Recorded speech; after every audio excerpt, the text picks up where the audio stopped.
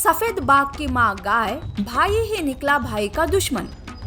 बाघिन ने कुछ ही दिनों पहले एक सफेद बाघ को जन्म दिया था। बाघ और बाघिन बच्चे के आने से बहुत खुश थे। उन्होंने अपने बच्चे का नाम सिम्बा रखा था। एक बार की बात है, बाघिन अकेले ही शिकार पर गई थी। सुबह से शाम हो जाती है पर बाघिन घर वापस नहीं आती है। तब बाघ परेशान होकर उसे ढूंढने निकलता है। कुछ ही दूरी पर बाघ को बाघिन की लाश दिखाई देती है। तब बाघ, बाघिन, बाघिन, ये क्या हो गया? हे भगवान, अब मेरे छोटे से बच्चे का क्या होगा? बाघ बाघिन के लिए रोते रहता है। धीरे धीरे बाघिन के मरने की बात सारे जंगल में फैल जाती है। जंगल के बाकी के जानवर बाघ को तसल्ली देते रहते हैं, पर बाघ किसी और ही सोच में डूबा हुआ रहता था। वो सिम्बा की तरफ भी ज्यादा ध्यान नहीं दे पा रहा था। ऐसे में एक दिन गाय बाघ से मिलने आती है और कहती है, बाघ महाराज, अब होने को तो कोई नहीं टाल सकता ना। जो हुआ है उसे भूल जाओ और अपने बच्चे सिम्बा पर ध्यान दो।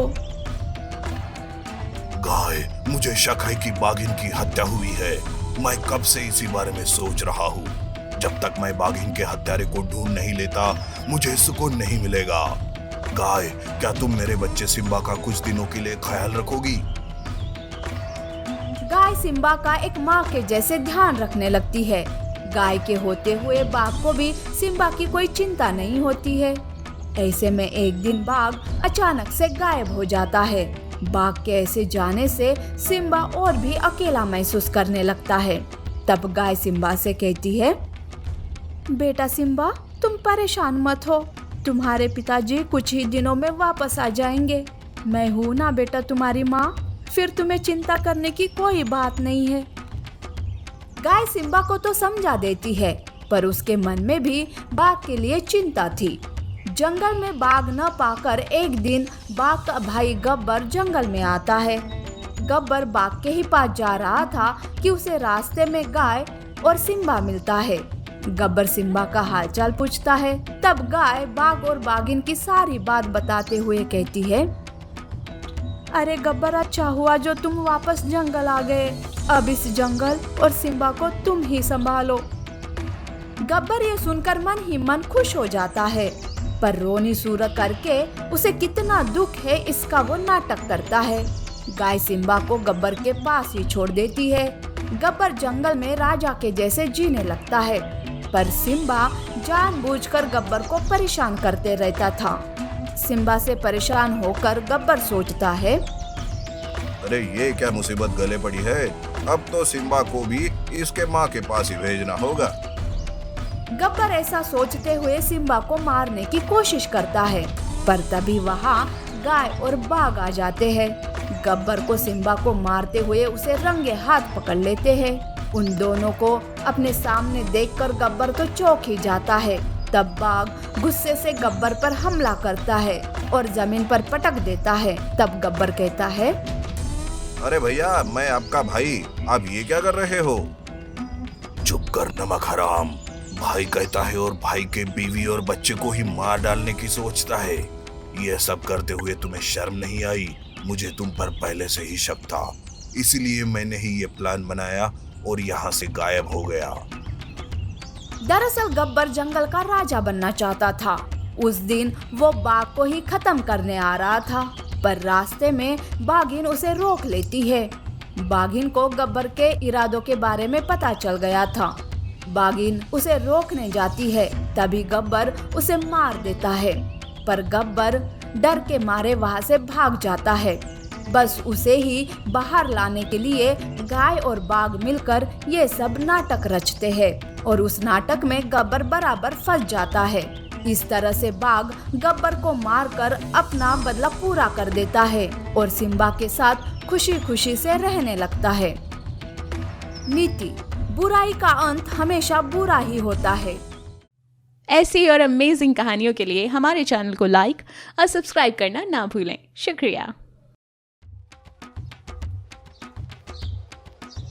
जंगली बिल्ली की माँ मादा हिप्पो। जंगल में एक जंगली बिल्ली ने प्यारे से बच्चे को जन्म दिया था। बच्चा एक ही दिन का था। तभी वहाँ सियार का झुंड आता है। सियार जंगली बिल्ली को ही ढूंढ रहे थे कि तभी जंगली बिल्ली सियार को देख लेती है और वो मन में सोचती है, अरे ये सियार तो मुझे और मेरे बच्चे को मार देंगे।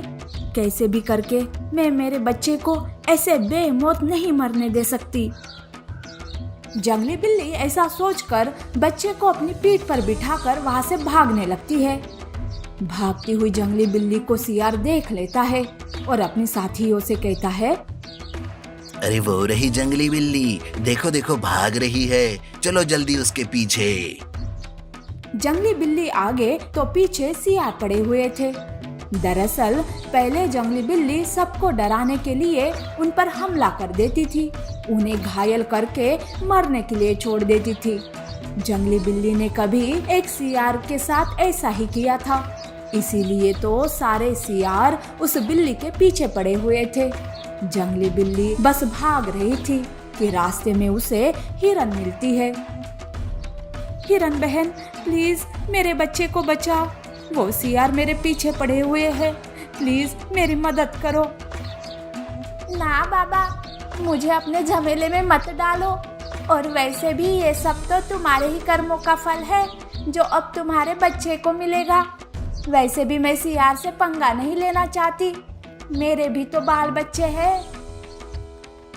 हिरन वहां से भाग जाती है। जंगली बिल्ली बच्चे को लेकर आगे भागती रहती है। रास्ते में जो कोई मिलता वो उससे मदद मांगती, पर हर कोई मदद करने से मना कर देता था। वो भागते भागते तालाब के किनारे आती है। तभी उसे एक मादा हिप्पो सोई हुई दिखाई देती है। तब वो सोचती है, मैं मेरा बच्चा इस मादा हिप्पो के पास छोड़ देती हूँ और तालाब के दूसरे किनारे चली जाती हूँ।